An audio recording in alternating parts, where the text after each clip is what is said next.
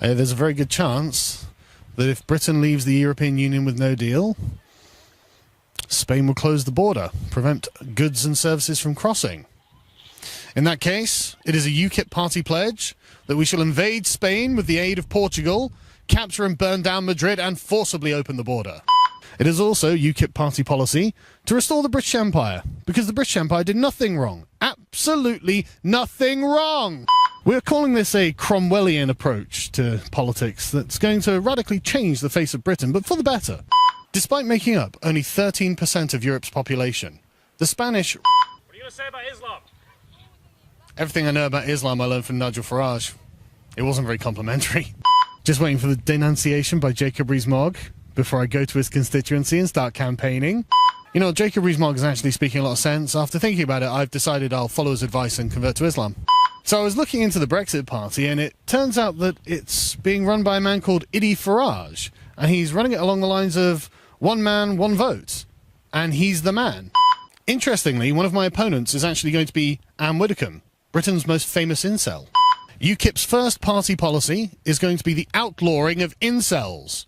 So Anne Widdecombe has a problem. I think it's really nice of Anne Widdecombe to come out of retirement and start running for the Brexit Party, a party she's not a member of and isn't even going to vote for. Stunning and brave. Since we're on the subject of stunning and brave, Claire Fox saying that it shouldn't be illegal to watch child porn. Whoo, lad! I disavow. It is UKIP party policy that until we leave the EU, we will blockade the Strait of Gibraltar.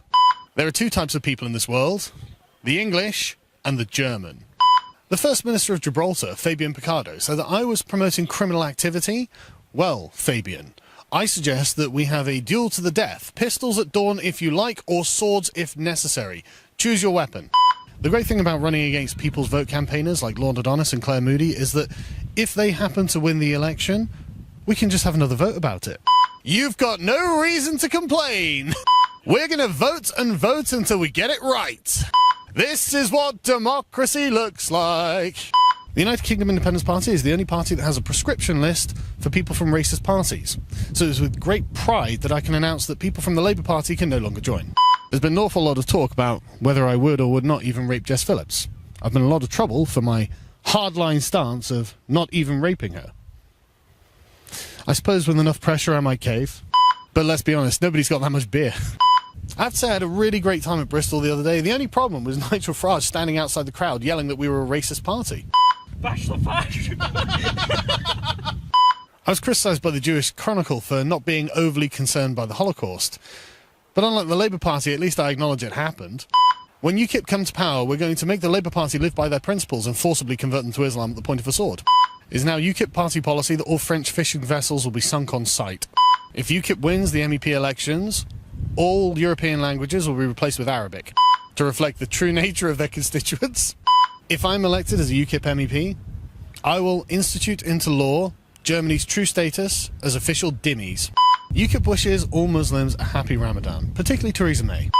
UKIP denounced all foreign interference into UK politics, which means that BuzzFeed will be declared a terrorist organisation.